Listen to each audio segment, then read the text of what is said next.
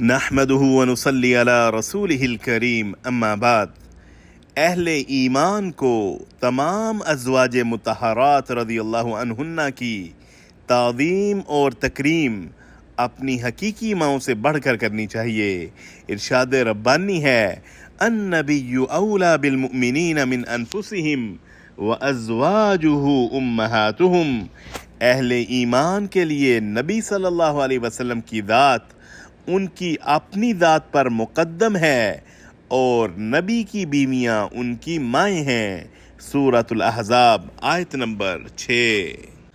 ازواج مطہرات کی عزت اور ناموس کا دفاع کرنا ہر مومن پر واجب ہے۔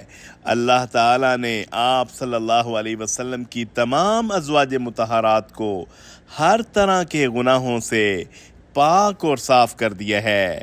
اہل ایمان پر اہل بیت سے محبت کرنا اور ان کا ادب و احترام کرنا واجب ہے۔ حضرت زید بن ارقم رضی اللہ عنہ سے مروی ہے، مکہ اور مدینہ کے درمیان پانی کی ایک جگہ ہے جسے خم کہتے ہیں۔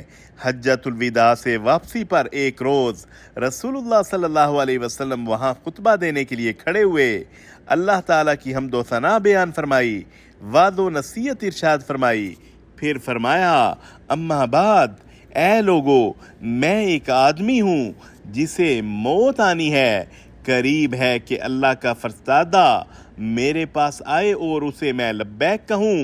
یاد رکھو، میں تمہارے درمیان دو اہم چیزیں چھوڑے جا رہا ہوں، ان میں سے پہلی تو اللہ کی کتاب ہے جس میں ہدایت اور روشنی ہے، اس سے احکام لینا اور مضبوطی سے تھامے رکھنا۔ غرض آپ صلی اللہ علیہ وسلم نے لوگوں کو قرآن مجید پر عمل کرنے پر ابھارا اور اس کی ترغیب دلائی۔ پھر فرمایا، دوسری چیز میرے اہل بیت ہیں، اپنے اہل بیت کے معاملہ میں تمہیں اللہ کا خوف یاد دلاتا ہوں۔ آپ صلی اللہ علیہ وسلم نے 2 بار یہ بات ارشاد فرمائی۔ اسے امام مسلم نے صحیح مسلم میں روایت کیا۔ اہل بیت سے دشمنی اور بغض رکھنے والے جہنم میں جائیں گے۔ حضرت ابو سعید خدری رضی اللہ عنہ فرماتے ہیں کہ نبی کریم صلی اللہ علیہ وسلم نے ارشاد فرمایا، اس ذات کی قسم جس کے ہاتھ میں میری جان ہے، ہم اہل بیت سے جو کوئی بھی دشمنی رکھے گا، اللہ اسے آگ میں داخل فرمائے گا۔ اسے حاکم نے روایت کیا۔ وصلی اللہ علی النبی الکریم۔